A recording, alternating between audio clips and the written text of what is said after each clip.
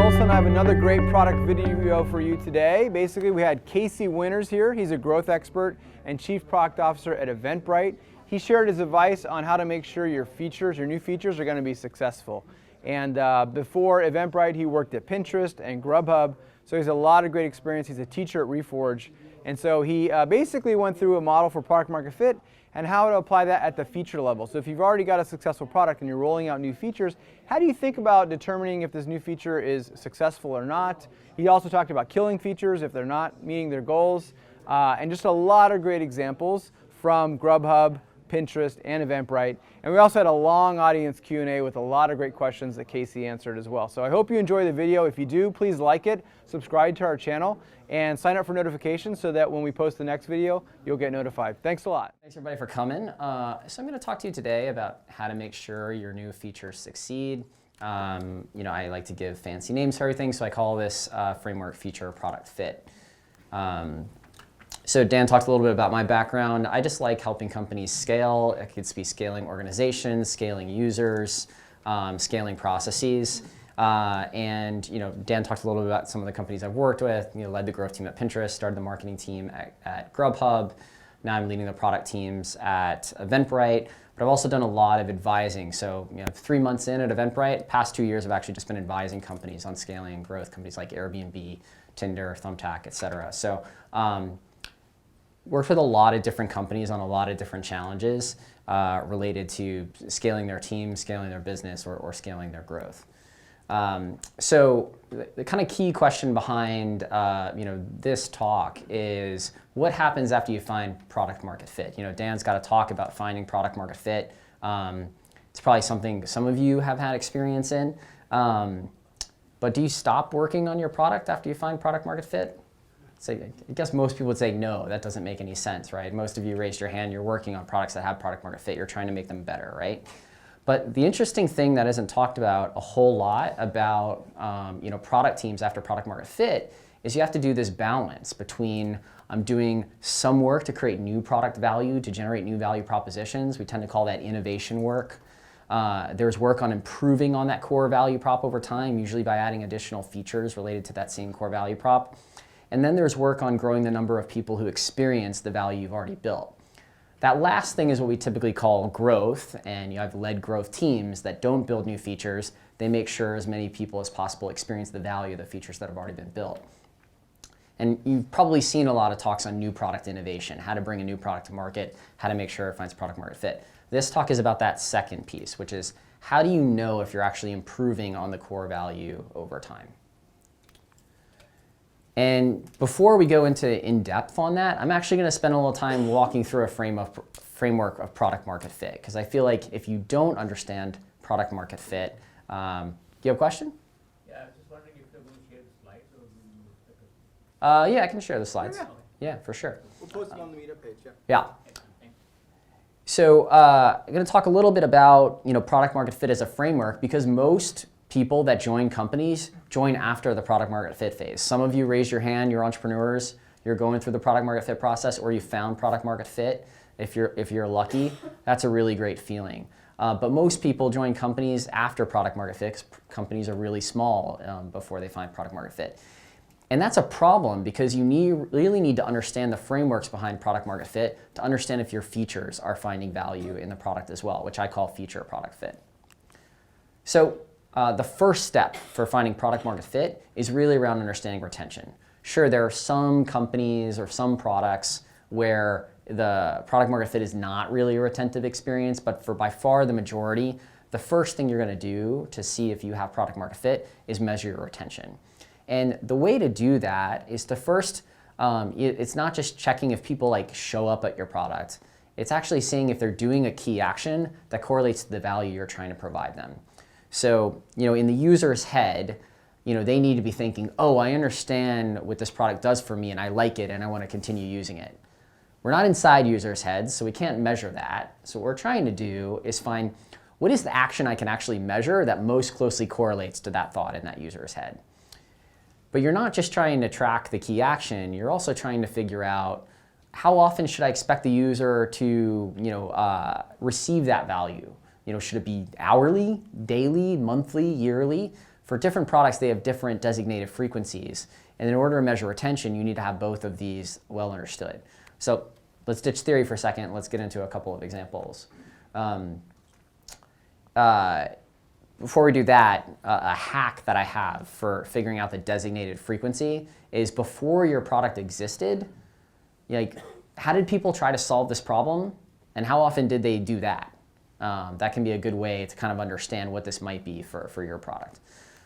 So for Pinterest, one of the things we had to do is really figure out which actions mattered to measure retention for. There's lots of things you could do with the Pinterest product. You can create a board and save things for later. You can click through on content to see where it came from and find more. Or you can just scroll through a lot of imagery, spend a lot of time on the site. So what we found is, as we researched multiple of these, both quantitatively and qualitatively, when you click through on something, it can be interesting, or it can be clickbait, where you thought you were going to get some value, but you didn't end up really receiving value. And we know that because for a time we tried to optimize for clicks, and then clickbait became a problem. We also, looked into, well, just having like really long sessions of people consuming a lot of content on the platform. That could be an indication of receiving value. And what we found in practice is sometimes that's an indication of value being received. Sometimes that's just an indication of really high intent that's not being met. People search through hundreds of results to try to find something because they have really high intent, but we're not actually delivering for them. The thing that most correlated to retention was actually saving something for later. This means Pinterest as a product showed you something related to your interest, and you thought it was relevant enough to save it so that you could easily retrieve it later. So saving became that key action with which we measured retention. And then, for the offline analog, it was like, okay, well, how did people browse things related to topics of interest to find inspiration before? They bought magazines before Pinterest existed. So how often do people get magazines? Well, it turns out magazines come on a weekly or monthly subscription. So our initial designated frequency was monthly, and then we ended up changing it to weekly. Couple reasons for that, but mainly we found that it was pretty easy to optimize to get someone to come back monthly when there's these things called emails and notifications, and it doesn't really indicate that they've built a habit around using your product just because they clicked on an image in an email once a month. Okay, so that's Pinterest. Let's talk Grubhub. Grubhub, lot simpler problem, at least on the demand side. The only way you can get value from this product is if you order food, it actually shows up and it's tasty. So the key action we measured is how many people ordered food online.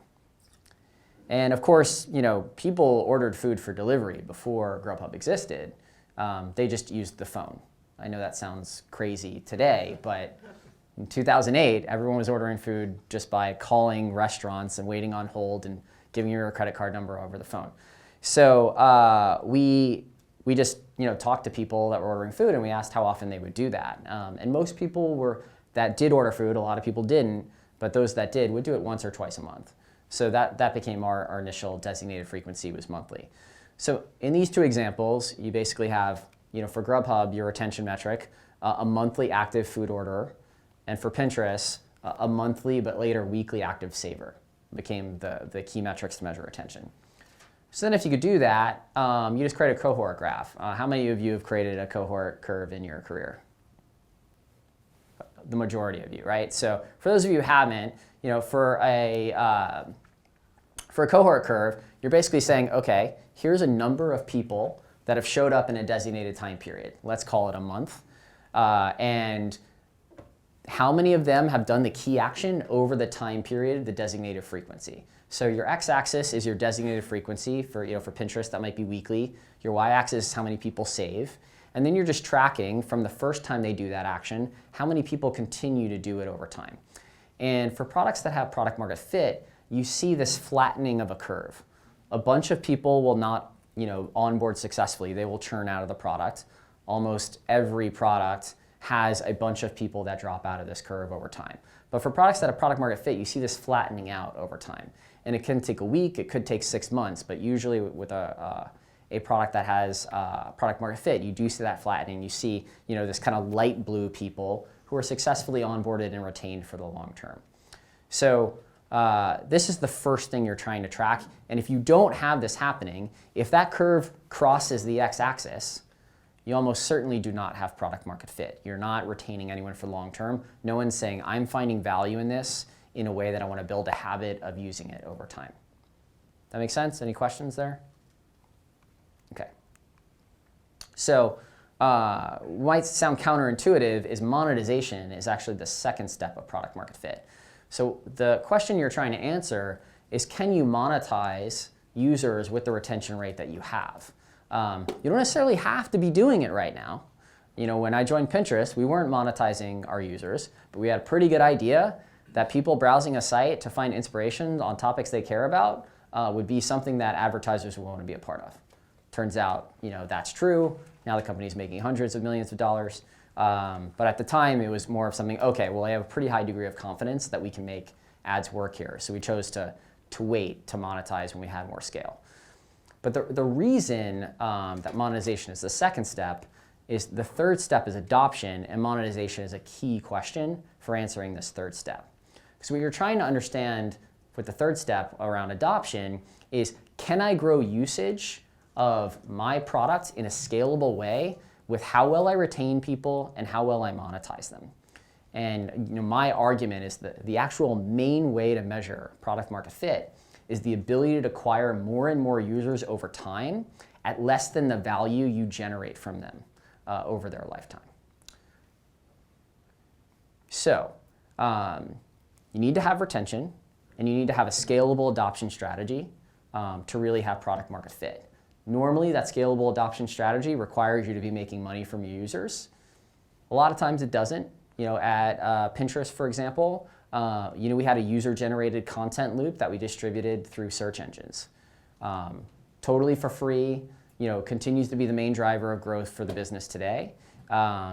So we didn't feel the need to monetize to prove product market fit. For a lot of other businesses, it's like I take my LTV, I reinvest some of it into paid acquisition channels, and as long as the payback period is healthy enough, that identifies product market fit. But you know, going back to this previous slide, a question I typically get is like, hey, my graph flattens out, but is it flattening out at high enough a rate? And really, this is the key question. Is your retention flattening up at a high enough rate that you're either making enough money, or you're getting enough virality, or you're getting enough content to create this scalable acquisition strategy? So why did I go through all of these three steps for product market fit? It's because feature product fit has to work the same way with one extra step. But if you're building a feature, your feature needs to have its own retention. People who try it need to want to come back and use it again. It needs to have its own way of driving its own adoption. So people need to be able to find it so that they can try it. But this third thing is kind of new, which is the feature has to either improve the retention, monetization, or engagement for the core product itself. So if I'm adding a feature on top of a product that exists, it needs to be making the whole product better as a result. So if you're adding a feature and it's retaining, and people are finding a way to adopt it over time, but it's not actually improving the retention, monetization, or engagement for the core product, all it's really doing is cannibalizing. It's taking engagement or monetization away from something else. Sometimes that might be the right decision, because you can build on top of that for a product that's going to become more engaging over time or monetize better over time. But you know, your features compete in your product, right? So if you're taking value away from one feature just to give it to another, you're just kind of shifting pixels around. You're not fundamentally improving the product, you know, for your users or for your company. So this third step's really important to understand. This is something that I hammer with my own teams, and I hammer with a bunch of teams that I advise. If you own a feature, your job is not to get more people to use that feature. Your first job is to find out if the feature has feature product fit. And when you're determining that, you also need to determine for which users does it have feature product fit. Most features aren't going to find feature product fit with all users of your platform. And one of the big problems I see, which I go into more depth in another talk, is new users never care about your new features. They're trying to understand that core product value. But if you're a feature PM and you're jamming like an advanced feature down the throat of a new user, all you're doing is really hurting the activation of that new user for the core product as a whole. If you can prove that your feature has feature product fit, then and only then is it your job to increase usage. But what you're really trying to do before is actually limit the scope of the exposure of the feature to prove that it has these characteristics before you expose it to a lot more people. As you think about doing this, one common issue I see is people launch a feature, then realize no one's finding it, and then they're like, oh, well, we got to figure out how to expose a bunch of people to this feature. So one of the things you really want to do, which I'll talk more about, is think about the discovery of the feature you're building in the product development process. This stuff is not an afterthought, especially in more complex products. You can actually design the feature in a way where it's going to drive a higher chance of feature product fit, and we'll talk about how to do that. There are really two approaches for what to do after you confirm feature product fit. How many of your companies have growth teams? Okay, still the minority. So for those of you who are less familiar, usually growth teams are in charge of, well, growing the company, but really what they're trying to do is make sure the maximum number of people experience the value that's already been built. So that can be acquisition. I'm going to use SEO or paid acquisition to bring more people to the product. But a lot of times it's also reducing the friction in the product so more people that come actually see the value that's there. A lot of times we design our products in a way that's too complicated. So there's a lot of value there, but it takes a lot of work for the user to see it. So growth teams do a lot of work to try to remove that complexity so more people will see the value that's actually there. So if you have a growth team, a lot of times when you find feature product fit as a feature development team, you just go to the growth team. You're like, hey, growth team, I have this new tool in your toolkit that you can expose people to so that they find value in the product so that they come back. It's a very common path. This is more so how things worked at Pinterest. We had a team that determined, which features were actually successful, and then the growth team, it became, another weapon we could use to get more people engaged with the product. Did you have a question over here? Okay.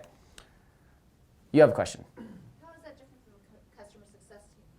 So it really depends on the style, and I'll steal a little bit from my later slides to answer your question.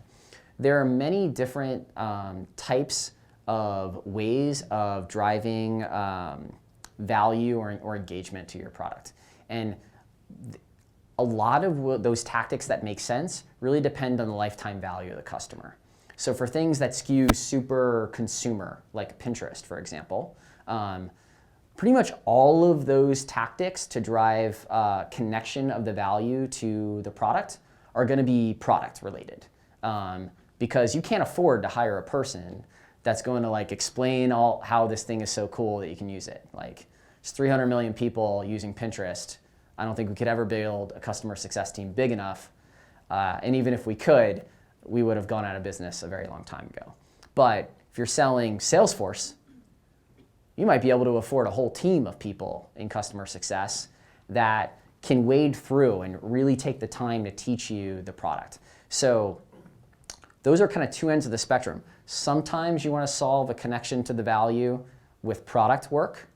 And I would say that's actually probably the most scalable way to do it and the most profitable way to do it. But using people to solve the problem, especially if it's profitable, I have no issue with that. So what we're still in very much the frontier of is when you have these different tools to drive engagement or to drive adoption, how they work together instead of separately. And this is part of what I'm working on at Eventbrite, and which I'll talk about a little bit later. If you do not have a growth team, which it sounds like most of you don't, then after you find feature product fit, then your job is to actually grow the number of people that use that feature because you now know it's going to grow the value that's delivered to them, and hopefully, if you have a strong business, that's going to correlate to value delivered to the business in terms of whatever success metrics you're optimizing for. The important thing to understand, though, and this is what I'm going to spend the majority of the time on, is this is a different type of product development work. Building a feature and making sure it has value to your customers is different than maximizing the number of people who experience a feature, who find out about it. There's fundamentally some different skills there. So I'll talk about some of that transition and what type of tactics you might want to use, and customer success can be one of them. So how do you help your feature find feature product fit? Well, I'm going to give a bunch of tactical stuff in a minute, but the first thing you're trying to think about is I have to take my feature and I have to get enough exposure to it so that I can start to get some data. And primarily, you're trying to get enough data so that it can prove if you have feature product fit, but not any more than that. Like if you can run an experiment that only limits it, to thousands of users that gives you enough data, that's better than going and getting 100,000 people to try it. Because if you have 100,000 people try something that doesn't work yet, it's going to be much harder to get them to try it when you've actually improved a bunch of the issues with it. Normally, with new features, you're just carving off a piece of the user base that you think is most likely to find value in it. I have seen scenarios where the feature is different enough or intended for people different enough from the core user base that you actually just use paid acquisition to funnel separate non-users into the product. That tends not to be the majority of the time, but I do want to call it out because there are scenarios where it makes sense. Before we get into things you should do, things you should not do. These are 3 things I commonly see PMs do to increase the access to their feature that actually hurt retention engagement for the overall product. So the first, they want to send an email to all their users about a new feature. All this is going to do is hurt your deliverability rates for all your emails in the future, because a lot of times the feature doesn't make sense for a lot of your users, which means not many people are going to open the email, not many people are going to click on it. And then what you've done is you just hurt the future performance of every other email that you're going to send to your users, many of whom are going to be more qualified. Second thing that I've seen a lot of PMs do, I'll just put a banner at the top or the bottom of every page introducing my feature. So what you're going to do is you're going to distract users from the job they're trying to accomplish. For new users, they're going to pay more attention to that than the core value prop you're really trying to get them to learn, which will hurt their activation rate.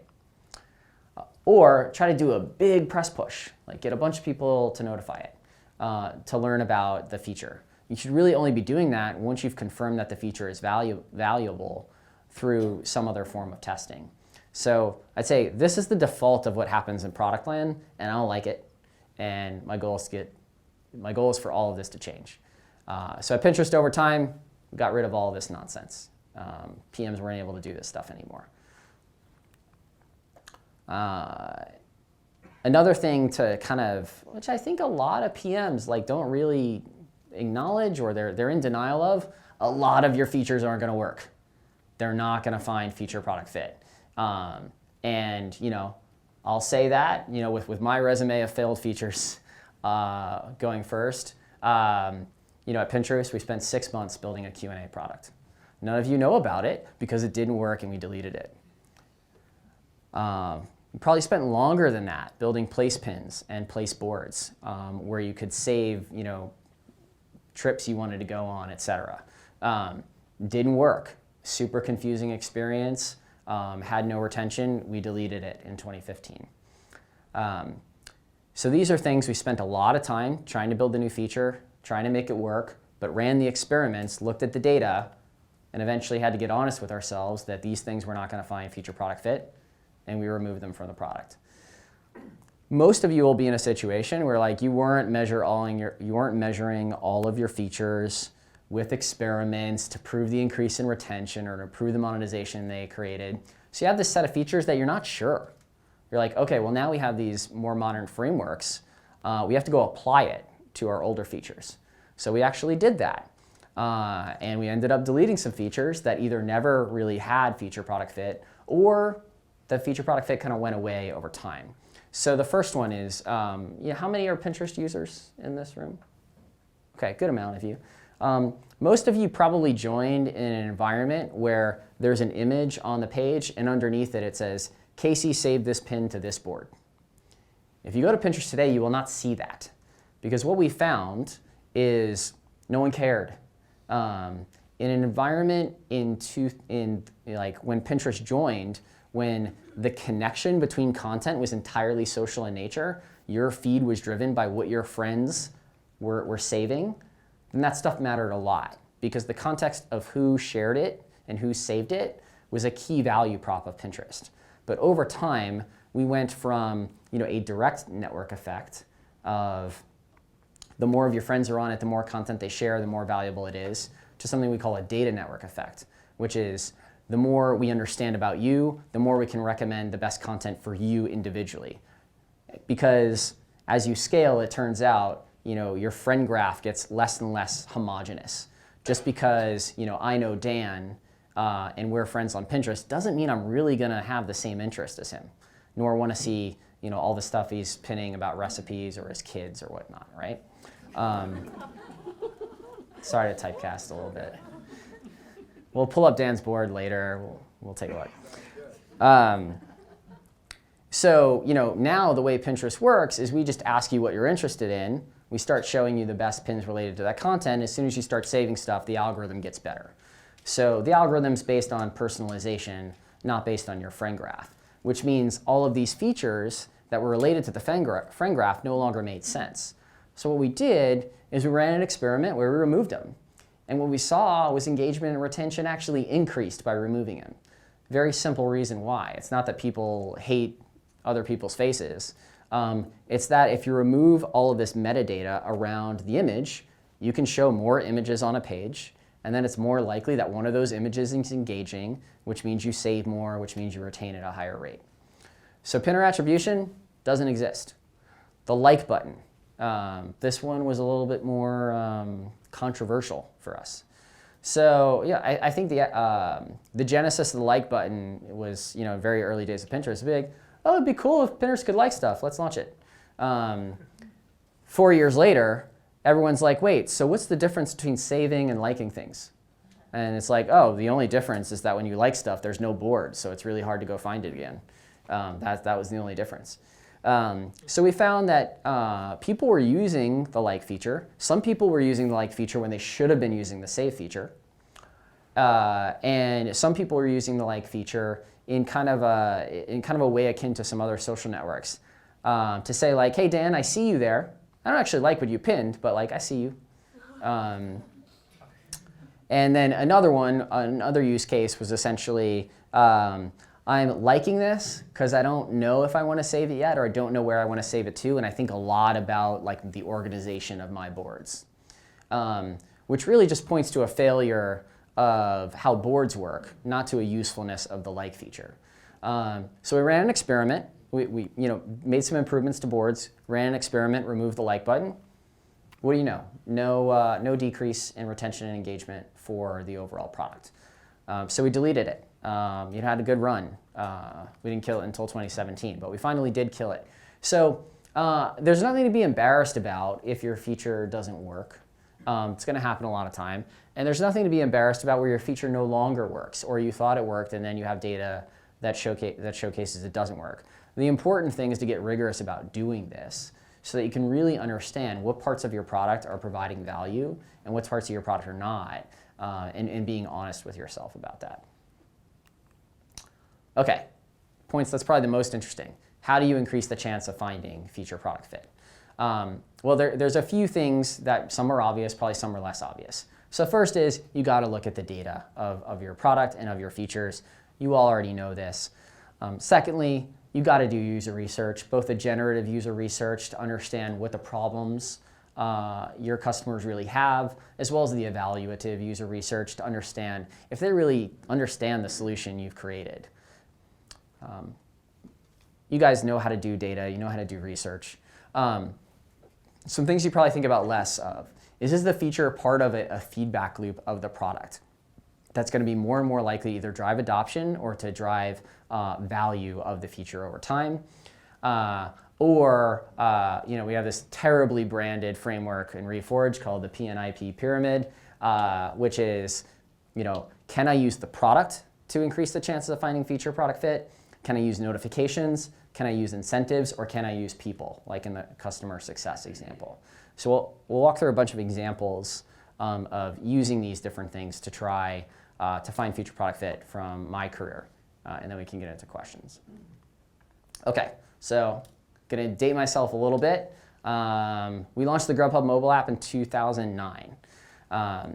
So how do we use these concepts to make sure that the mobile app was really successful and not, one of the thousands of apps that launched in 2009 that never had retention and then went away quietly, including a bunch of our competitors. The first is we actually looked at the usage of how people were using the mobile app. And one of the things that was super in vogue, super revolutionary in 2009 was you could collect someone's current location automatically with the mobile app. And what we found had terrible conversion rate, didn't work. It gave people results that didn't actually deliver to them. So the way Grubhub works is we have delivery boundaries for every restaurant in our system. And then we grab your address, we see if it's inside that polygon, and if so, that restaurant shows up as a search result. Accuracy of current location in the iPhone in 2009 wasn't what it is today. So what we were having is a lot of people who would just click current location because it was a reduced amount of friction to see results. Typing in the address was kind of crappy on an iPhone, probably still is. And then they'd think these restaurants would deliver to them, and then they'd get into the order process where they actually do have to give their full address. They'd get an error, essentially, that this restaurant doesn't actually deliver to them. Cause a bad experience, would cause people to churn. So we saw that, and we essentially said, look, we don't care that this is a sexy feature of the iPhone. It's not working for our users. We're going to make people give us the address and delete this feature until the location accuracy improves. So that was one example. On the research side, we saw some counterintuitive things of, on the web, a lot of people would just open multiple tabs, compare menus, be able to read reviews, things like that. But on a mobile screen, people were having a lot more trouble figuring out which restaurant to order from. So we did something that was pretty counterintuitive. We took all the criteria people were using on the web, in different tabs and different links, and we kind of jammed it in to the search results. So if you browse Grubhub on the mobile phone, then we're going to have this tiny search result for each restaurant, but it's going to be jammed in there. The ratings, how many reviews it has, how far away it is from you, what the minimum amount you have to order is, how pricey it is, how long the food will take to get to you. Because this is all the information people wanted to be able to scan to understand which restaurants they should click into and potentially browse the menu and think about ordering from. So from a design perspective, our designer hated it. It's this isn't clean at all. This is just too dense. But from a usability perspective, it's what our customers wanted, and it increased conversion rate, increased retention. So that's an example of using the research. Now, how about thinking about a engagement loop, a feedback loop? Well, essentially, what we started doing is as you use the app more often, we'd remember which types of cuisines you liked, which types of restaurants you would order from, and over time, that search results list gets personalized for your taste instead of the default sort, right? Which increases conversion rate, increases engagement over time. It decreases the amount of time it takes you to find the restaurant that's right for you. So those are some examples of using data research and engagement loops, to increase feature product fit. But when we think about some of these other tactics we talked about, of course, basic stuff. We sent notifications. So we emailed people who had ordered online on mobile devices but hadn't downloaded the app before. We started automatically deep linking people into the app if they had it. And of course, if you did go on the web, we were going to make sure you knew about the app. So that's some simple stuff, probably not rocket science. This one, probably a little bit more controversial back in 2009. We looked at the data of people who started ordering on multiple devices. And those who ordered on a second device, their LTV essentially doubled. So we said, why don't we just give everyone $10 to place an order on the app, see what happens. We did that. A lot of people took advantage of the incentive, but that retention improvement stayed with the incentive. So this became a pretty obvious thing that was a great deal for our customers, but increased their retention dramatically, increased their usage of the app over time, and got them to use Grubhub more often. And on the people side, just aggressively intervene on social media. You would be surprised how often we saw something like this. Back in the day, I used to have TweetDeck open, and our goal was to respond within 5 minutes. We had stuff like this, which is more on the funnier side. We have also, things that just like the tweet is just like, fuck Grubhub. And you're like, okay. And we would just respond immediately. And then you'd be surprised how many times the next tweet would be like, oh, Grubhub's amazing because they took care of our problem. So we really found that customer service could be a differentiator. And you've probably all heard about the research that people have had a negative experience that's made up for via customer service tend to have higher lifetime values than people who never had a negative experience at all. We were able to prove that in our data as well. So we really staffed up our customer service team, trained them all on social media so that they could intervene quickly. And this helped make sure our app was successful. Okay, so that's Grubhub. Any questions on that before I move on? All right, let's go to Pinterest example. So in 2013, we launched a feature called Related Pins. Calling it a feature, maybe it's a stretch. Essentially, it's an algorithm. Take an image. We can give you a bunch of other images on our platform that are related to it. So a question you have with something like Related Pins is like, okay, well, where do I go put this thing to make sure it actually adds value to our customers? So we'll talk a little bit about that. But first, looking at the data, we put it in a few spots, and we saw it worked really well on some things and really poorly on other things. So what we had to essentially do is change the models to run differently depending on the category. So recipes now has an entirely different algorithm, than fashion, as an example. And that improved retention of the feature. The second thing we saw is that most people weren't seeing them. So the initial interaction of related pins is you'd click on an image, and then below the image would be a bunch of related pins. And then we're just finding in research that a lot of people weren't scrolling at all. So they had no idea that all these related images were below. So we essentially moved the main image you clicked on to the left, moved related pins to the right, increased engagement. Not rocket science stuff here. And again, with a theme you'll see in my career is working with these engagement loops via data.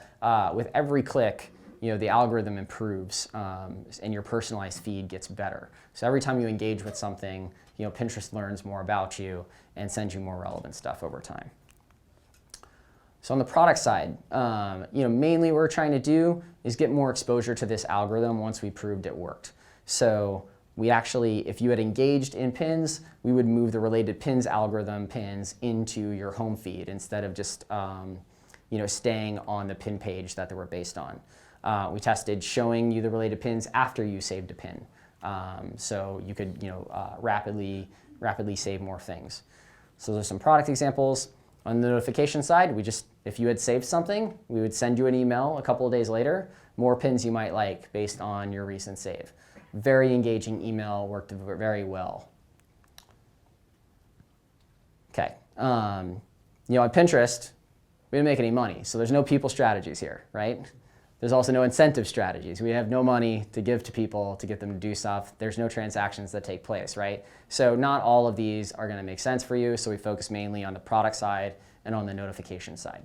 Whereas for Grubhub, we had a little bit more of a full menu to deal with. All right, so moving on to Eventbrite. I started advising Eventbrite in 2017, and the first product I worked with them on is our discovery product. So probably most of you have bought tickets to Eventbrite, and that's awesome. What we are trying to do is help you find cool things to do that you aren't already familiar with. A lot of you are going to go to Eventbrite to book a ticket to the next meetup, and that's great. But what we'd like to do is create an environment when if you're bored or you're looking for something to do this weekend, you also go to Eventbrite. You look at a feed of content related to you, and you find something cool to do with you and your friends. So that's the product we were building. So we launched it. We launched a bunch of features for it. We're trying to make sure this thing has feature product fit. So what are some things we learned?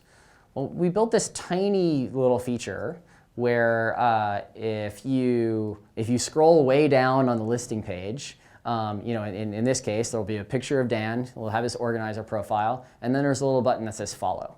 And if you click it, then you'll just get notified whenever Dan has another event. Pretty simple feature, pretty like tertiary feature as part of the product that we were building. But when people clicked it, their retention doubled. So we're like, okay, maybe we should find a way to like promote the follow feature more. So that's exactly what we did. We moved the follow feature up, we exposed it in feed, we had a bunch of recommended follows of great organizers, and then more people started following, retention started improving. So that's an example of using the data. On the research side, our original app, we had this struggle where for a lot of users, we don't have a lot of data yet on what you're interested in. So in order for us to expose the breadth of Eventbrite, it's actually better for us to focus on a few of our best categories. So what we did is we would have a category and then we'd have a horizontal feed of top events for that category.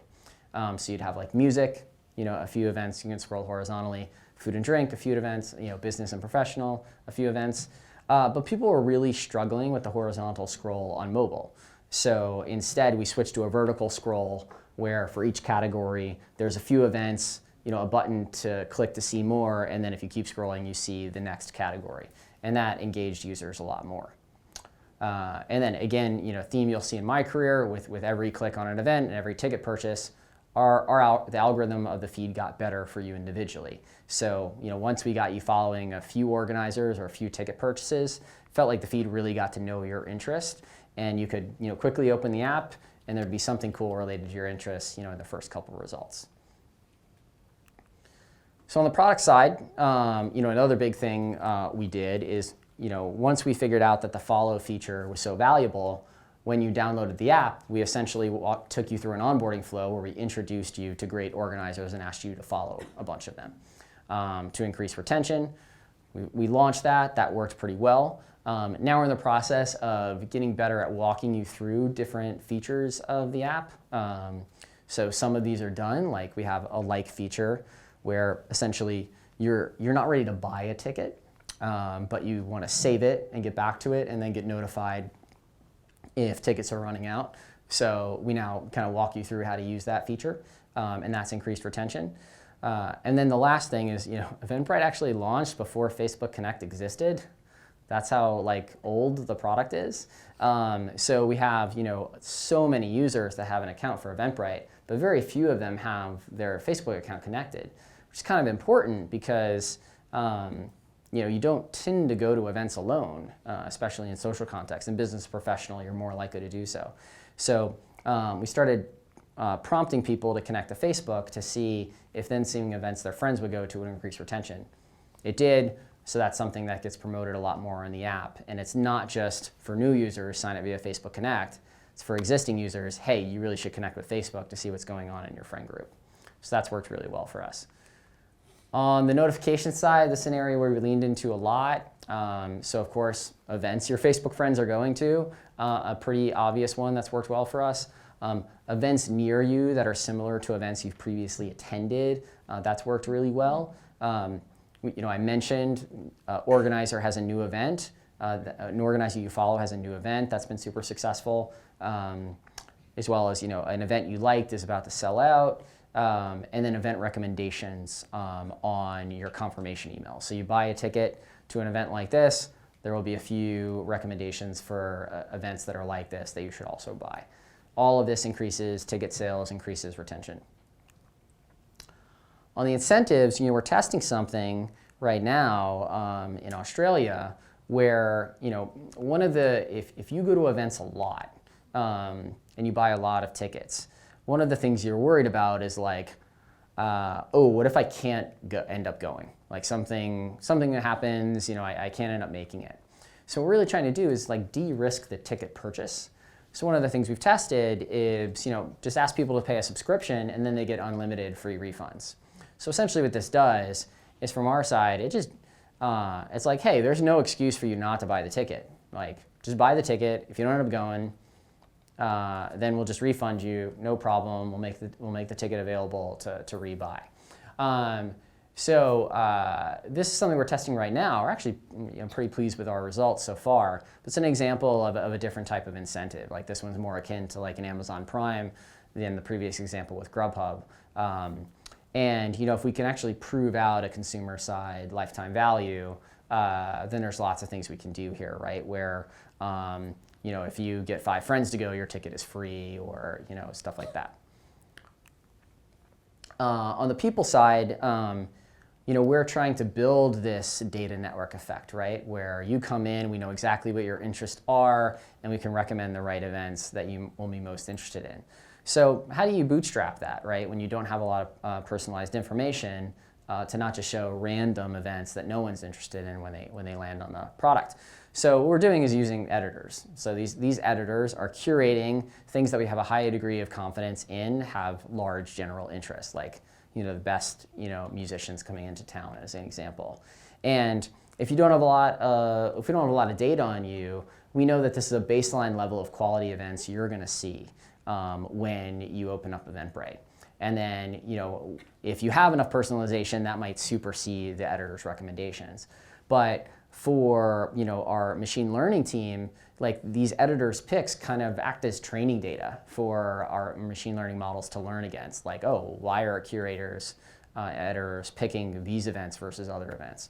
So that's something we've leaned in on the people side. Whereas for our core product, which is our event organizer business, we have lots of people that are willing to jump in. So an example of this is, let's say you're an event organizer. You've put on lots of events, but you've never used Eventbrite before. You come into Eventbrite, you start creating your event, and then you're like, wow, there's like lots of stuff here. Like there's a lot of advanced ticketing options. There's a lot of different features. There's a lot of different promotional tools. I'm kind of lost on how to use this. What we can do is if we know how many tickets you're trying to sell, we can just do the math and say like, okay, this person clearly is valuable. They're planning on selling a lot of tickets. They're planning on putting on a lot of events, and they're struggling in the product. Let's just get on the phone with them as soon as possible, right? Okay, the product's not doing the job it should of onboarding these people appropriately. We can use people to solve that problem. Now the goal is that that person that's on the phone with that event organizer feeds back what was so complicated to the product team so that the next person who comes in doesn't have the same issue, and create that tight feedback loop between people and product. But we're, as long as the event organizer has a good experience and ends up becoming a long-term retained organizer with us, like we don't care if they were able to do that without interacting with us or with interacting with us, as long as it's a profitable endeavor. So what we're working on right now, back to the original question around customer success, is to date we've had a product team working on onboarding and activation, and then we've had sales teams, various forms, account manager, customer success, et cetera. And what we're really trying to do is say, hey, you guys are working on the same problem. Why aren't you talking to each other? This should really feel like one cross-functional effort. And in product, we should be feeding you the data on the people that are most appropriate to talk to, and then on the sales side, you should be feeding us the data on why they were struggling so much to get through this without having to get on the phone with you, or without you having to answer a bunch of questions over email.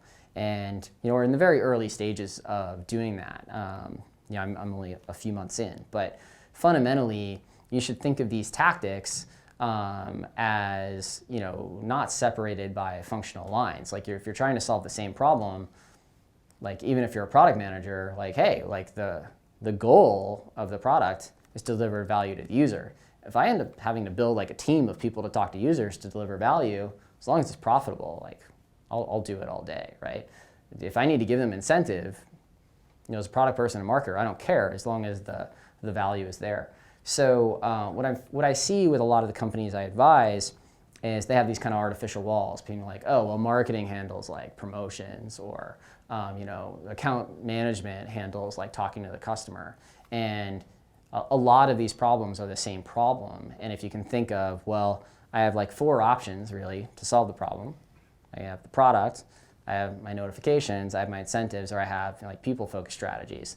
Then you're really thinking of the full menu of how to solve the problem. So that's what we're trying to do at Eventbrite. So before we get to questions, quick summary on kind of things I talked about today. The product market fit, it's about 3 questions. It's about retention, monetization, and acquisition questions for your product, right? And feature product fit requires you to ask those same questions for each feature you develop. But not only are you asking those questions for each feature you develop, you're also asking the question of how does the answer to that affect these questions for my entire product? Because you're really trying to drive deeper engagement for your entire product, not just for your feature. And a PM's job is to find feature product fit. It's not to actually maximize adoption of a feature, which is not something I see most PMs think about. If your feature has feature product fit, you're really switching to a different type of work, which we typically call growth, and that's focusing on adoption of the feature. And there's these different tools that we talked about today that help you do that. But it is a different skill set, and if you're managing PMs, if you're a PM yourself, you want to acknowledge that people are going to be better at one versus the other usually. So most of my career has been on the growth side of this problem. There are a lot of people on my team, they're just way more comfortable with the development of the feature. When it gets to the growth side, they have a lot to learn. So, be honest with yourself about where your strengths are and try to balance things out because that's how you grow your career. And if you're managing PMs, recognize which which parts of the product development process they're better at, and then maybe you can pair them with others who are better at different parts to get better value. As we're thinking about the feature success checklist, there's a few things you want to pay attention to, right? So what's the data telling me about the usage of this feature or the lack of usage of this feature? What are users telling me about the feature when I walk them through it in person? How can I use the core product to drive adoption of the feature? How can I use the notifications to my disposal, like email, in-app messaging, push notifications, whatever? Can I use incentives to drive adoption of the feature? And can I use people to drive adoption of the feature? And very few product teams think about all four. They tend to just use the first or none of them. Sometimes product teams have control of notifications. A lot of times they don't. A lot of times it's the marketing team. So if you don't have control over this, then build cross-functional alignment to be able to leverage these four. And then, just to close it out, these are the questions you're asking for feature product fit. Is the feature showing retention? What types of users are you seeing usage from?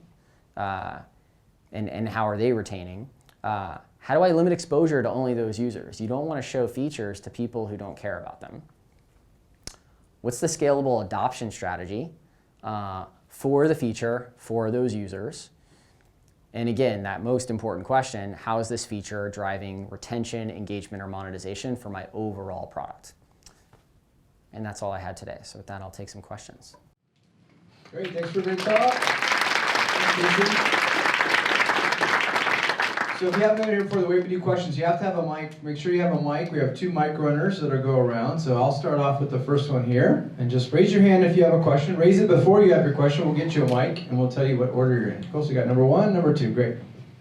Thank you so much, Casey. So I have a question. So you talk about launching experiment to measure the impact, right? So what kind of metrics are you measuring? Because ideally, you probably want to look at some kind of metric like retention or revenue, right? Yes. But there's, I guess, 2 problems with that. One is that you probably, depends on the product, you might not have enough time. And the second, something like retention might not be just sensitive to a feature. It could be affected by lots of other factors. Yes. So do you look at some kind of leading metrics or?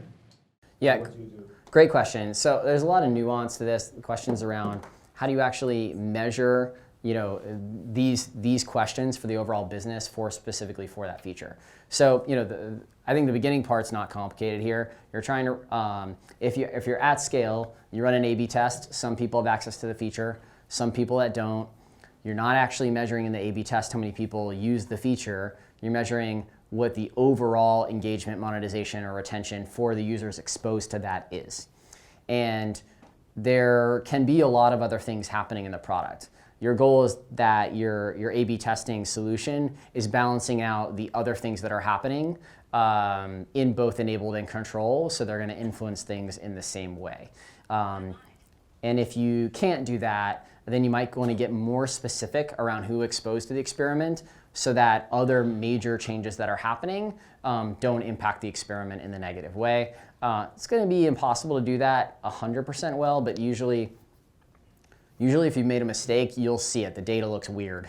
But normally, your A/B testing solution is balancing out the noise enough in both the enabled and control that isn't really much of a factor. So the second part of your question is around kind of the time frame. So it's for engagement for a product like Pinterest. You could see the results in a few weeks if you're not concerned about novelty effects. So the system we built is essentially, hey, day of exposure to feature, for all the following days, what does the increase in a bunch of key metrics look like? So this is saves, this is clicks, this is impressions, this is things like accepting notification permissions, app deletions, like every metric under the sun. And then we just had an interface where it would be blue if that metric was statistically significant positive for the day, red if it was statistically significant negative, and then gray if it was not. So essentially what we had is a dashboard to look at the impact on all the key metrics for the business, positive or negative. You run that for a while and see the difference. For something like Eventbrite, that might take more like 3 months on the organizer side to really have an understanding. And then what's also important back to that, one of the earlier points I made is there's different types of users, right? So for Eventbrite, we have people like Dan who run events fairly frequently, and then we have music festivals that operate once a year. Putting a music festival in A/B test, not really going to help you very much, right? So what you're going to do by putting a music festival in an A/B test, you're just going to dilute the results. So being smart around who's going to have enough exposure to the product for you really to get a signal is key for us at Eventbrite. And similar on the user side for Eventbrite. So we have people who buy once or twice a year, and we have people who browse the website every week to find cool new things. So our experiments are more around influencing those people who are coming weekly because they drive a lot of incremental ticket sales. Did I answer your question? So I guess in Pinterest case, you were kind of looking at more leading indicators, right? Rather than the ultimate retention. We look at both, right? So we definitely look at retention So like if we were running an activation experiment, for example, where we'd change part of the new user flows to see if we're going to increase retention. You just can't run that experiment for less than a month and make a decision because it takes a month for the retention curve to flatten and see if it flattens at a higher rate. So yes, you can use a leading metric, but it's going to have more noise to it. So for Pinterest, that curve flattens at repinning in the 4th week. So we knew we'd have to wait 4 weeks to see if there was really a change. And then of course that's only 1 week's cohort. So you typically run it a little bit longer to see if the following week's cohort looked the same. But we would look at increase in pins on first day to see if we're trending in the right direction. If pins first day are down, probably not going to work, right? If pins first day are up, it doesn't mean it's going to work, but it means it has a chance of working. There's a correlation of those two metrics being the same. So sometimes you will end up using a leading metric if you want to move faster. Sometimes you'll just need to wait, and then you'll need to be a lot more deliberate about your experiments. And then if you're earlier stage, you want to be making kind of bigger changes with your features. And really, if you're not seeing a lift in your aggregate metrics, then it probably wasn't something that was important enough to work on, right? If you're early stage, you're looking for really big leaps with new feature development. So that's the way I roughly think about it. What ends up happening over a life cycle is like, early stage, you're not experimenting everything. You're YOLOing it. Everything's launching to everyone. And things either go up a lot and go down a lot, or more frequently don't change at all. And down a lot or don't change at all means it's a failure, right? You learned something from it, maybe, but it didn't actually drive the results you want. And then you get to a midpoint where you're testing a lot of important things, and then some things, either because they're hard to test in that way or they're going to take too long, you're just going to launch it and see what happens. And then you get to Pinterest scale, and like everything runs as an A/B experiment all the time. It's a complicated ecosystem. You want to see the impact on all the metrics. And that's where companies that get to scale usually really end up. So it's fine if you're choosing not to do the experiment every time because it doesn't make sense for your size of company or your product. But then you need to rely on some more qualitative signals or some more aggregate data signals to try to get the signal on what's happening for these three things. So my question was, your thesis, the idea that you want the core product, and you want the core product to be simple without a lot of features and confusions, makes a whole lot of sense. But have you seen any exceptions to that? Have you seen any platforms that have succeeded, even though they had a lot of features or they had a lot of sort of secondary kind of things to do? Oh, totally. Yeah. I mean, I wouldn't say that I'm against complex products. I think what you're trying to do is manage complexity in the most effective way possible. So my favorite example of this is WhatsApp. How many of you use WhatsApp? Okay, that's a pretty good amount. I wouldn't expect that actually for the US. One of the things that amazes me about WhatsApp is WhatsApp actually has a ton of features. But the core is very simple, which is chatting back and forth in groups or with friends. But then whenever you are looking for something more advanced, you know immediately where it is. Like, oh, I want to record my thing. Oh, there's a mic right there. I know exactly that that's clicked on. Oh, I want to record video. Oh, it's right there. The only thing that's confusing is adding people, which is kind of weird that that's confusing to me because that feels like a core part of the product. But anything, they've built a lot of complexity into that product over the last 5 years, but they've kept the core really simple to use, yet really obvious how to get to the more advanced feature when you need it. And when I started doing a lot more travel internationally, I got exposed to that because it's a lot harder to type in a lot of other languages. So people will go to the video or will go to the voice function more often. And I was amazed at how easy it was for me to pick up all these advanced use cases, having never used them before. But then you have products like Salesforce, and they're like, look, product's hard as fuck. Pay this guy $10,000 to learn it, and people will because it's the only game in town, and it has app integrations that are so valuable, like the cross-site network effect. They built is so strong that I don't even know what the market cap is. It's high. So you can get away with a lot of different methods. And when you think about enterprise, normally the enterprise trade-off is saying, I'm building something that if I make simpler, I'm going to reduce the value in a trade-off that I don't like. So what I'm going to do is I'm going to charge a lot more for it, and then I'm going to have people manually teach you how to use it. And those people may or may not work for me, right? In the case of Salesforce, a lot of them don't work for actually Salesforce. But that's the right trade-off. That just means, hey, I'm leaning on the people side to connect you to the value instead of the product side. On consumer, you can't really get away with that, which is why WhatsApp works so well and why WhatsApp and Salesforce feel very different.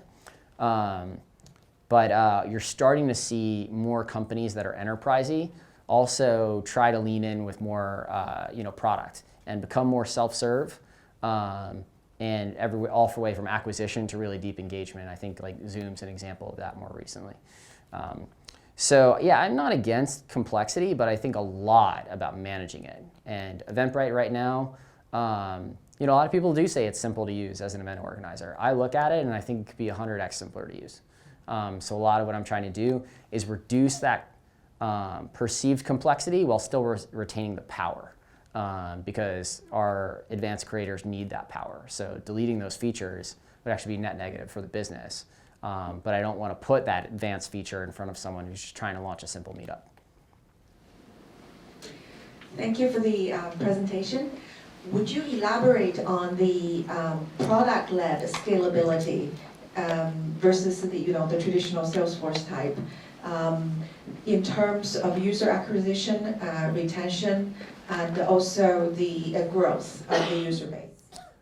Yeah, absolutely. So, what you've seen in consumer over the last 10 years is product-driven growth has taken over from marketing or sales-driven growth to drive the dominant companies. Take any consumer success story of the last 10, 15 years. Chances are they weren't spending a whole bunch of money on user acquisition to grow. They weren't doing sales to grow. The product grew itself, and it's primarily through network effects. So what these companies did is they figured out ways to bootstrap network effects into existence so that the network effects take over in terms of driving the overall adoption of the product, right? So, Facebook was like, okay, we're going to constrain to an individual college, and then we're going to have a lot of nodes connecting, and then pretty aggressive about connecting you to people you may know and getting you to invite people you may know who aren't on the platform, right? So that's your typical direct network effect. It's a viral loop. There've been plenty of books written about that. I think what's less understood are content loops, and this is something that I built my career on in consumer, which is the user's not coming to your product to do something with another person, so they actually don't have an incentive to go tell everyone about it and bring more people. The product doesn't get better for them by having a bunch of their friends on it, but through your tools, they create content that either they or you can share to attract more users. So, Pinterest, we didn't spend money on paid acquisition to grow. We let people create boards, and then we distribute them on search engines. And boards have all these great names that are related to what people are searching for, like wedding ideas or men's fashion. They rank really high on search engines. People find them, people sign up, and then they create their own boards, creating this content loop. That's now driven 300 plus million active users. So what tends to happen is a lot of those innovations on acquisition start in consumer, but now a lot of them have made their way into enterprise businesses. So if you look at some of the biggest IPOs on the enterprise side in the last few years, Zoom, Slack, Dropbox, you'll either notice a heavy skew towards product-driven growth or a healthy mix between product-driven growth and sales-driven growth. So if you actually read Dropbox's S1, they lay it out there. They're like, yep, so what we did is we built an incentivized referrals program where I sign up and then I get more space if I invite a friend. And then we just unleashed that. After paid ads didn't work, after sales didn't work, we unleashed that. The product starts to grow virally. And then we just saw how many people were signing up with work email addresses. And then after like 20% of the business signs up with a work email address, we just email the CIO and we're like, hey, do you know 20% of people are using this product? Do you want to actually make it secure? Yeah, then we'll sign you up with a business account. That's literally their sales process. So it's this healthy mix of let bottoms up product adoption drive lead generation, and then you have a really easy call into the CIO to close the deal. And then you have companies like Zoom and Slack, which I think are either further involved in this. They have heavy bottoms-up SaaS adoption, right? Where anytime you get a Zoom link from someone else who wants to video conference with you, you learn about Zoom, you are forced to use the product to talk to them, and then you're like, holy crap, that was way more reliable than any other video conferencing software I use, and then you adopt it. And again, Zoom looks at different companies that are using it, and has a sales team that calls them up to sign up the entire business. Zoom also just does lead generation on its own because that's also super profitable for them. Slack is a similar way. Slack actually has a few variations. So, you saw this example. Dan has a Slack for the lean product group, right? So there are these Slacks that are cross-company that introduce a lot of people to Slack.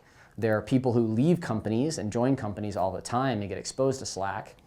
And then Slack has an in-company viral loop where Slack's more useful if you're able to talk to your coworkers on it. So if you've ever been early to setting up a Slack account for your business, they just ask you to invite a bunch of people. And then once you get enough adoption, bottoms up, then you start getting messaging like, hey, we're going to start deleting your messages unless you pay. So if you want to retain your search history, you should probably talk to your CIO about paying for this. And then they have a kind of sales process to close the deal. But on top of that, Slack does its own lead generation, its own selling to large enterprises, and that works too. So we're starting to see these best practices on the B2B growth side really become more integrated, and we're seeing a lot of innovation there where typically we haven't. It's like, oh, I build my product, it's awesome, sales and marketing take care of the rest. I don't even like talking to those guys. That's not really the game anymore. All the fastest growing companies are having this really tight feedback loop where the product drives its own growth in a way that enables sales over time. And that's been a really fascinating kind of transition. So, and you're seeing people like me who've normally done consumer jump into B2B as a result. Thank you, Casey, for the talk, and thank you, Dan and team product Meetup team for organizing this session. My name is Adarsh, and I have a question regarding how does a PM or a product leader prioritizes a feature? I'm asking you this because a few years ago I used Eventbrite, not to criticize you, but Not my problem, I wasn't there at the time. Yeah, so at the checkout spaces, it always used to ask me to fill up the name, email, blah blah blah, all the details again and again. And this is I also see this in one other product which is Workday. I hope nobody is here from Workday. Like it's okay, you can shit on Workday. Yes. So like if you go on Workday and try to apply to jobs, it asks you to fill up everything, every damn thing again and again. So like how does like features like this miss from product manager's perspective? Normally it's a failure in great question. So normally it's a failure in the incentives of teams. So goaling your teams is extremely important. And historically, product teams have been goaled on the new things they can build, and there isn't actually a team that really owns that holistic user experience. So I can tell you until recently, we didn't have a team owning the checkout experience, and the team that did not own the login experience, right? So what you have is like two things that are kind of orphan that don't talk to each other and create unnecessary friction. And the reason we were able to get away with that is Eventbrite sells an exclusive good. So if we have an event that you want to go to, like this event, you have to go to Eventbrite to purchase it. The organizer does a ton of work to make you want to go to that event. So we can get away with a crappy experience and you'll still buy the ticket. Is that something we should be excited about? No, like we should not have a crappy experience for you to buy the ticket. But it's a reason why that type of stuff doesn't tend to get prioritized. Because, the conversion rate's still already really high. So like, who cares, right? Like, the users clearly aren't having a problem with it. So I think as you're thinking about how your business works, what you're really trying to do is you're trying to build a model of how the business actually grows. And then what you're trying to say is like, what's constraining this from growing faster? It could be the friction buying a ticket. We did some work on that. Turned out not to be an area we could really move the needle a lot on. It can be how difficult it is to create an event. We've tried some stuff there. Turns out if you make event creation easier, people create crappier events. So maybe you don't want to do that, right? But you're really trying to figure out what really is that constraint in the business and then focus your energy there.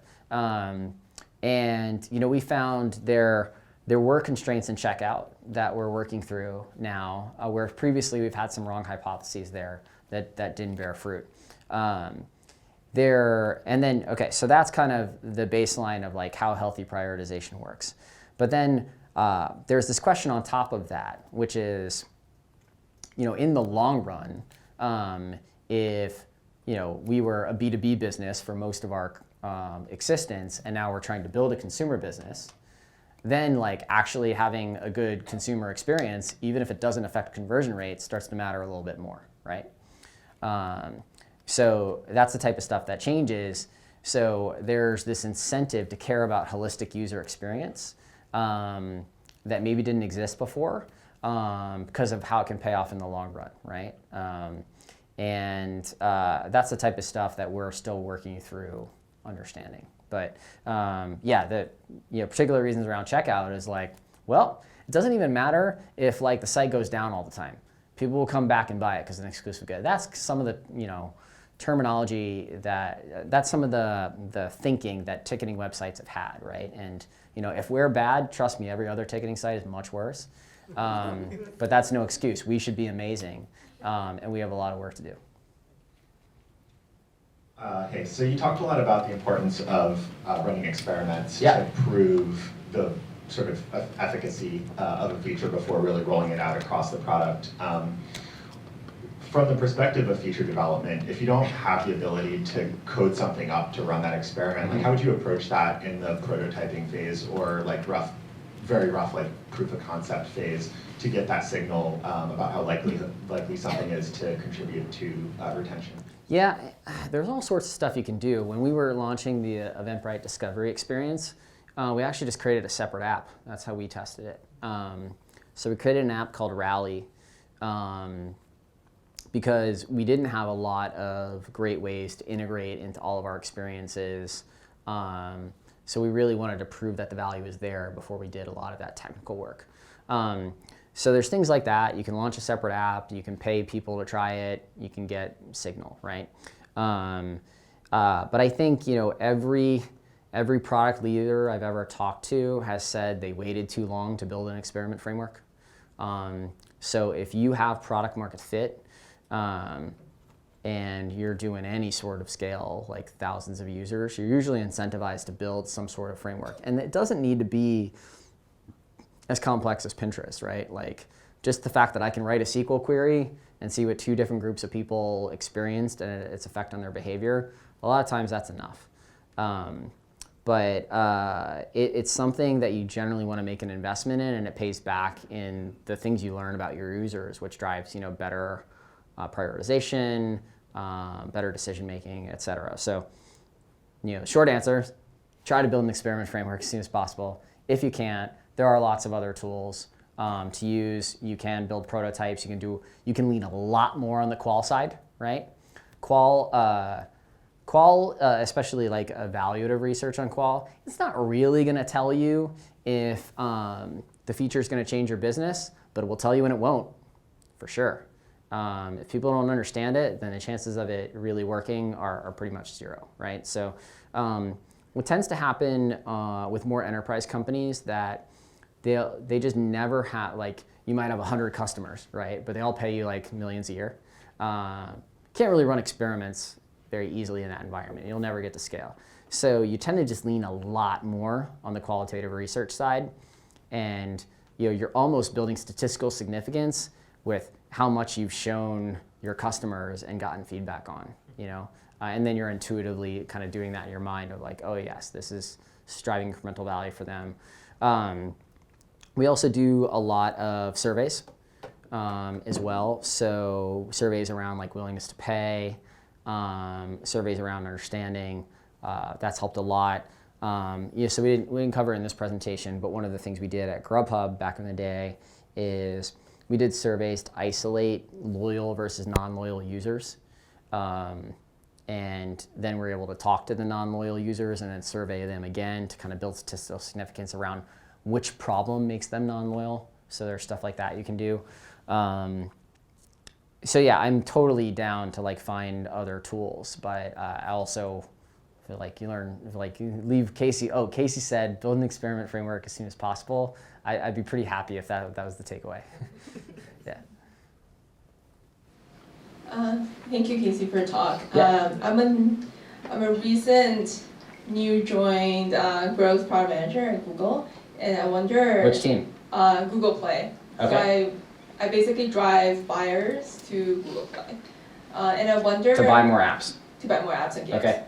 So I wonder for new product managers, what to advise in terms of career path as a growth person, given the nature of this cross-functional collaboration with marketing, sales, maybe even like customer success, and also different definition of growth in different organizations. What advice do you have? Yeah, so the concept of a growth team, it's maybe 10 years old. I think the first growth team was at Facebook, and even the way they do it is not necessarily what I would think of as the most like modern method for it. But my definition of growth teams is teams that connect people to the value that's already been built, and they typically have things like number of active users as a key metric. Generally, the bet on my career, which I think has borne true, is that the skills of a growth team are the skills every product manager is going to need in 10 years' time. You're going to need to really deeply understand your user, you're going to need to really deeply understand the data around the usage, and you're going to need to be able to very quickly show that you can change their behavior. The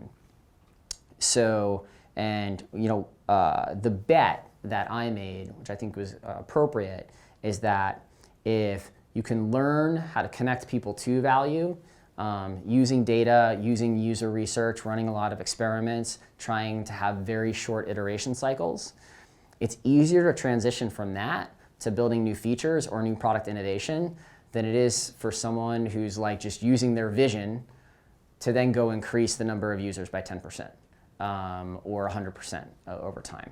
So I think what we're seeing for the kind of growth PM path is a lot of the current people taking CPO jobs, head of product jobs, they're coming from backgrounds when they show they can grow the fuck out of usage of a product, frankly. I have a blog post which I haven't posted yet, but it shows this career path essentially of, where do growth people end up going in your career? And there's a bunch that go into venture capital. That's a whole separate conversation. What I'm basically seeing is a lot of my cohort, people are the same age, started working on growth around the same time as me. They're leading very large product teams. And a lot of times what they're doing is not even growth anymore, but they're applying that focus on data and understanding the user and really short iteration cycles and fast learning to the entire product development life cycle. So I think it's a good bet, but growth in a lot of teams, and I'd say especially at Google, they're figuring out the appropriate structure of a growth team. A lot of people call themselves growth, and then you talk to them and you're like, oh, what do you do? And it's like, I do paid acquisition. And it's like, okay, well, do you work with engineers? It's like, no. And it's like, well, that's kind of the same thing they were doing back in 2001. There's not really anything new about that. Look, paid acquisition is cool. I've spent a lot of money on paid acquisition, but to me, that's not really a growth role unless you're figuring out how to work with data scientists to improve your bidding algorithms, increase your velocity of testing, building tools with engineers and PMs that make your marketers more efficient. That's more what growth looks like with paid acquisition involved. If you're just spending a bunch of money, sure, there's a lot of people who do that, but there's not really anything new about that. So really the core of it, if you're okay, am I in a growth team that's set up to success and look more like the future? Then what you're really looking at is a team that has engineers on it, that has product managers on it, and likely has some cross-functional team members like marketing or customer success or whatnot as well. If you're on a growth team and you don't have any engineers, I can almost guarantee it's not structured correctly, and you're not going to have the leverage that you could. So that's some things to watch out for. And eventually we're all going to have this figured out, right? But at Pinterest we had a pretty good structure for this. There's companies like LinkedIn that have a pretty good structure for this. Lyft has a pretty good structure for this. And then there's a lot that are figuring out oh, should it report to the CMO or the CPO, or should my engineers be dedicated to this or should they be rotational? And we've learned the right answers to a lot of these questions, but we just haven't distributed them to the entire community yet. So if you really care about growth, then normally it's best to go join a company that has shown it really understands how to leverage growth teams. And then you can either bring that to other companies or kind of grow up through that. Google Play is a great product, and I know there's Ken Rudin is there, who he kind of does have a head of growth role for all of Google. So you might want to kind of see if you can talk to his team to get some best practices on how to make that team working best. Thank you. Mm-hmm. Hi Casey, my name is Shilpa. I'm a product manager at PayPal, and I'm working on this product that we're launching for the very first time to our consumers. So it's a new consumer product offering, which is Bill Pay. And we're launching in the US market based on all of our customer discovery sessions that we have done, a lot of market research data and all of that. But we're also looking at rapidly emerging markets. And the next market that we want to go into is possibly India or China. So looking at both. Now, once I launch my product in the US, I would definitely love to get the product market feature fit. But how do I take that feature in a new market Yeah. and establish, product? Great question. So you see this a lot with marketplaces, which is mostly what I've worked on in my career. There is some cohort of users, and it's most commonly geographic, where you launch something in. And then what you're trying to do is not only, of course, find product market fit, but then you're basically trying to say, how do I replicate that with a bunch of other types of users? So what you're really trying to do is build your repeatable playbook for launching things and getting them to scale. So I don't know the feature super well, but let's take Grubhub for example. When I started, we were in Chicago. We had some users in San Francisco, and we had an order a day happening in Boston, very, very early. So primarily what I worked on is what is the suite of tactics that need to happen that the cross-site network effect really kicks in and the thing will start growing itself, right? That product-driven growth that we all strive for. And over time, we're able to build kind of a pretty deep understanding about how many restaurants it took, over what period of time, what do we do with these restaurants to make sure we drive them enough demand that they retain, and then we can continue to grow users. And then once we had that, we just started launching into as many markets as possible. So what you're trying to do with the US is say okay, what are the things I did to launch that worked, that drove retention, that drove acquisition, et cetera, and which of these can I just copy paste to another market, and which of these can I not, because India is such a different market, this thing isn't gonna work the same way, or which things can I do in India that I can't do in the US? So one thing off the top of my head that would probably make sense is in the US, you might not be able to do paid acquisition to drive the usage, but in India, I can almost guarantee it's 10x cheaper, and it might not be a 10x difference in LTV, right? So there are things like that are different that you're going to need to customize, but then you want that core to be something that is replicable across every country or every different type of user.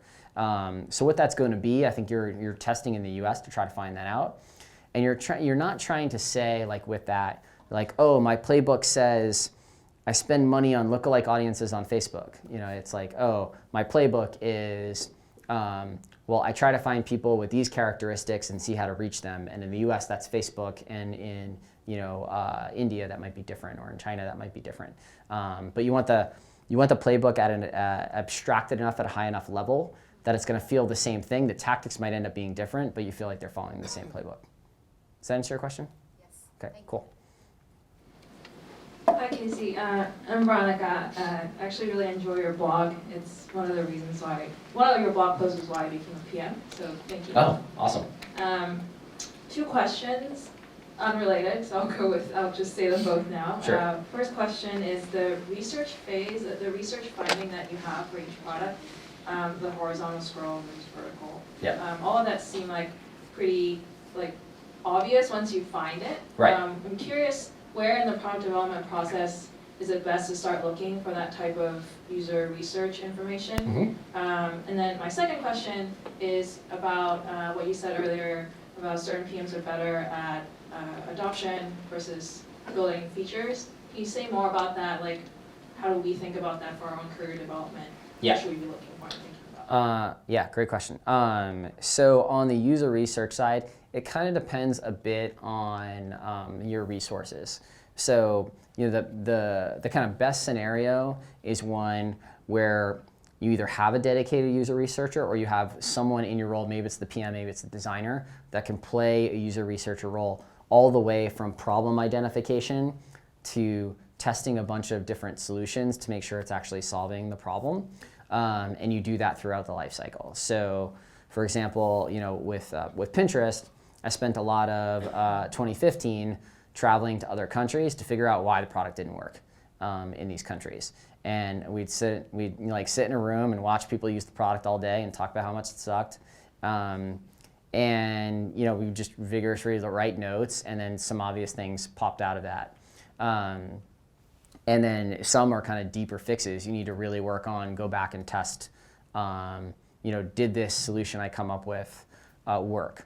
So, we call it the generative phase, where you're just okay, I got a user and I'm trying to figure out what the problem is. And then the evaluative phase is like, okay, I've built some potential solutions, maybe as a prototype, maybe as just like a piece of paper I walk them through, and I'm trying to see, do they understand this? Is this a potential solution that works? And then you generally have to launch it to confirm the solution works, but you'll weed out a lot of things that clearly don't work in the evaluative phase. So I try to have that throughout the entire process, but also making sure, do research when it's worth it. Normally, you don't have enough user researchers in the company. It's time consuming to do. And if you can run an experiment that takes 2 days to code and you're going to learn the answer in a week, that might actually be cheaper than trying to talk to 10 people, considering that like user research is a scarce resource. So on the growth team at Pinterest, for some of our bigger issues, we try to involve user research from start to finish. And for some of the stuff where we had a quick hypothesis and it wouldn't take long to run an experiment, we're not going to run user research to see if changing the login button to say continue works better. We'll just change that and see what happens. We'll have statistically significant data in a week. That's the fastest way to do it. So you don't want to force it in there when there are other tools that can work, because it can become a bottleneck that slows you down. But otherwise, if user research is off to the side doing their own user research, then every product manager is like, oh, that research is cool. Not my problem. I got this other thing I'm working on. So you really want to have user research aligned to your priorities, which means they start with the same problem you start with as a PM. And then you don't want to have user research come in too late, where you've already done all the work and then you're having them walk users through it, because then you got confirmation bias of like, you want this thing to work. So you're looking for any possible signal that, yeah, my solution is right, rather than being truly unbiased as to whether this thing is actually working. So that's why having them throughout the process works best, but it can be hard due to there's never enough user researchers around, and if as a PM or a designer or an engineer you're trying to take on that role, it's just time consuming to recruit people and talk to them and build the test plans, all that kind of stuff. Okay, so that was your first question. Your second question, so different types of product development, right? There's super technical PMs that can work on the platform and infrastructure side, which are super valuable. There is people who love building new products from scratch and getting them to product market fit. There's people who love doing customer development and just building new features that add additional value to the product. And then there's those who focus more on growth. So there are slightly different skill sets for those different roles. And I think what you're trying to do, if you're invested in becoming a product manager and a product leader, is you're trying to build a baseline skill set on as many of them as possible. But to start your career, you're trying to get really good at one. So the two career paths. One is like I do a growth project, and then I do a feature development product, and then I build a new product. Or I was able to do 10 growth projects. I would do the 10 growth projects, because what happens there is you get kind of compounding learning, and the chances that you're going to have something that's really successful is much more likely. And then you can usually take that success and then go try something different if you want, move to another part of the company, because people know that you can drive results. But eventually, at some point, you don't want to get like too boxed in. So at Pinterest, I was just like, oh, Casey, the growth guy. And I was like, well, that's not really how I think about myself. Like, this is an area where I felt there was a lot of leverage for me to work on that could add a lot of value, but I think I could do this other stuff as well. But it was like, no, you're going to stay on that because you're making us like a lot of money by doing that, and we would never want you to change, right? So I think you want to take smart risks in your career over time to try to get exposure to some of the other parts. But usually betting a little bit on one to like take the leap in your career is probably the right way to start, instead of spreading yourself too thin, because then you're just going to find your feedback loops are not super strong. You're not building on top of your learnings as much. It's kind of like you're starting from scratch all the time. So that would be my thoughts.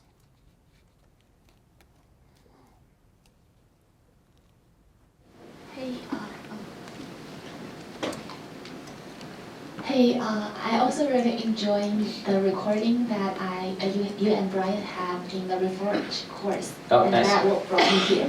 So I have two questions. So the first question is, I'm in a consumer lending company, and then we are trying to have new product.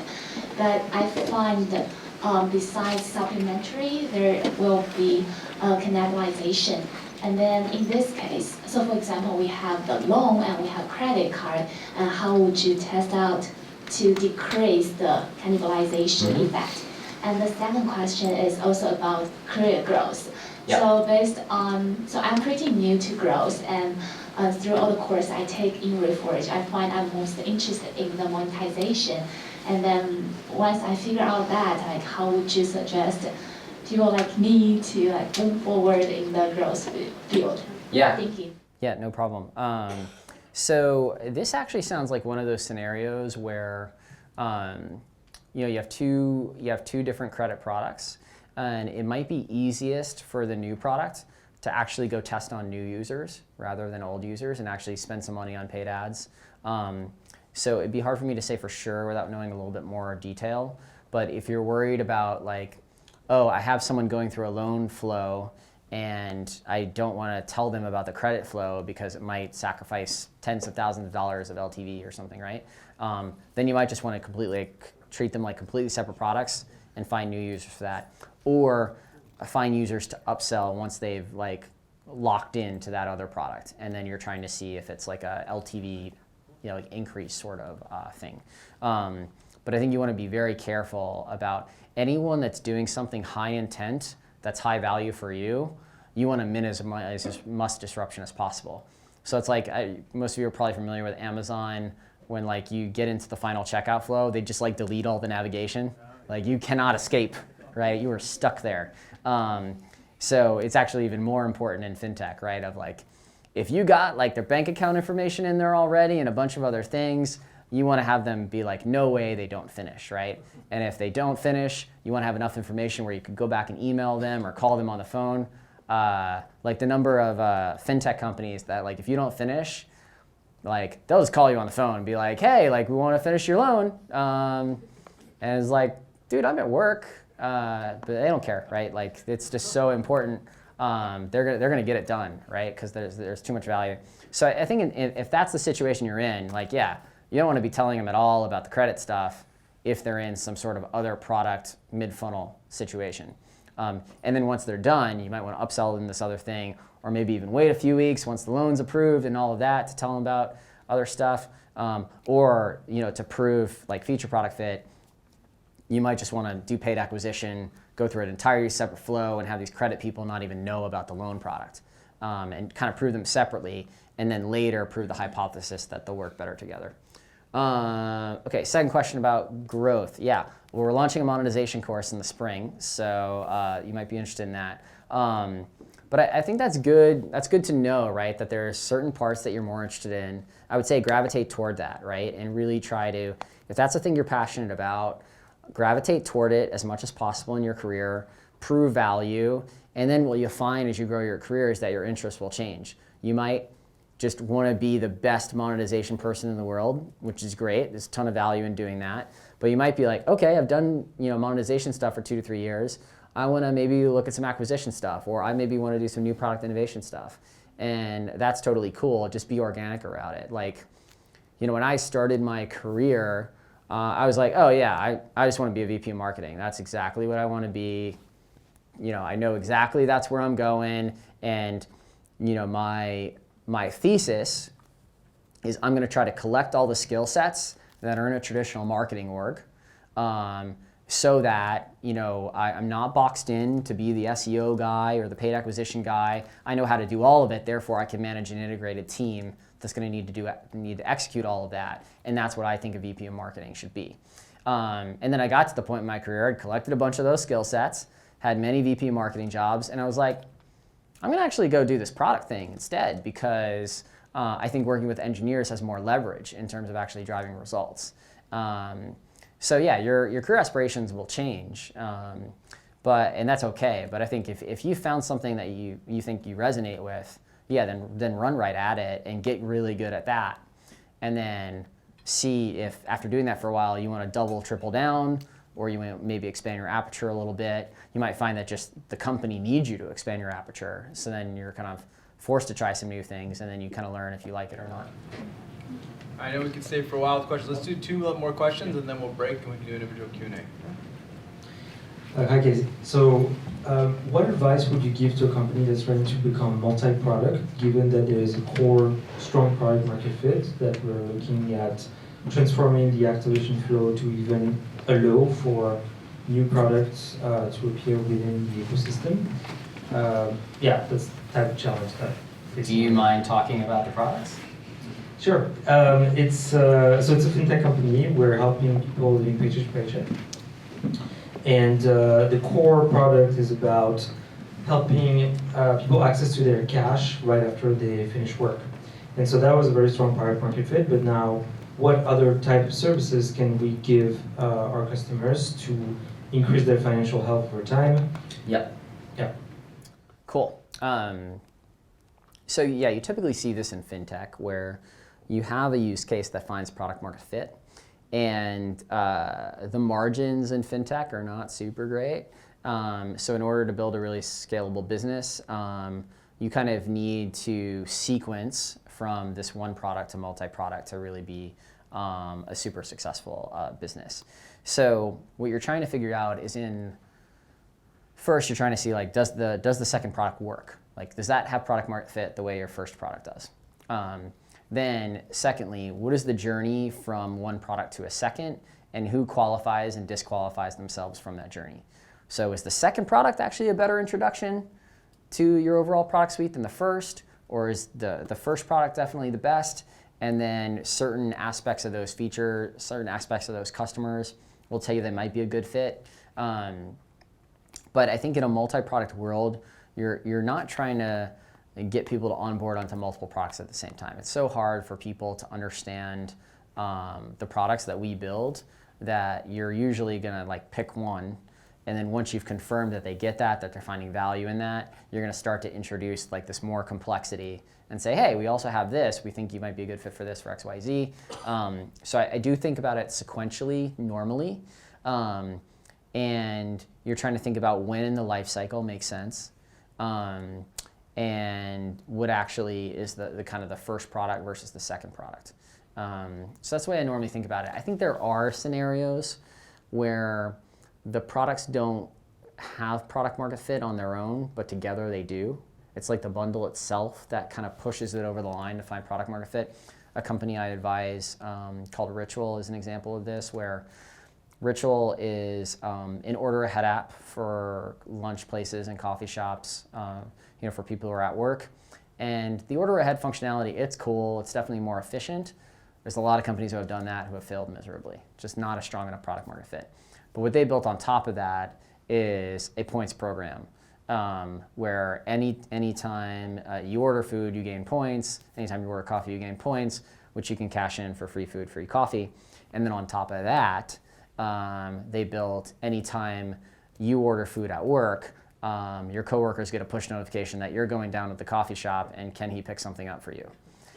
And those three together created like a really strong product market fit, and now the company's growing insanely fast. They call it, it's like social delivery, right? But each of them individually, they were like, oh, it's cool, like, that's a good product, but it was kind of that bundle of them together that really created the really strong product market fit overall. So normally in fintech, that isn't really the case, and it sounds like your first product stands alone really successfully.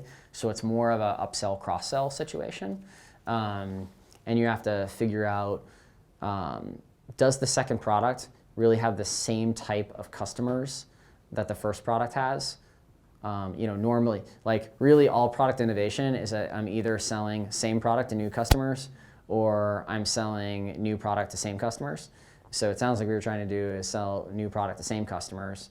So you're really trying to make sure you understand not only their needs, but when is the right time to talk to them about this, which by definition is probably a secondary need, right? Otherwise you would have built that product first. And that's, you're gonna have to understand the life cycle really well of that first product to figure that out. Hi, Casey. Yeah, I was like, where is he? Sorry. Hi, I'm Shogun. I'm a platform product manager. I saw one of the themes you mentioned all along was engagement loops. Yeah. And one of them, I think in Eventbrite, you mentioned about if you don't have enough data, how do you kind of kickstart the personalization? So you, maybe it was, I think it was Eventbrite. And then you start having like editors who are able to kind of, recommend events.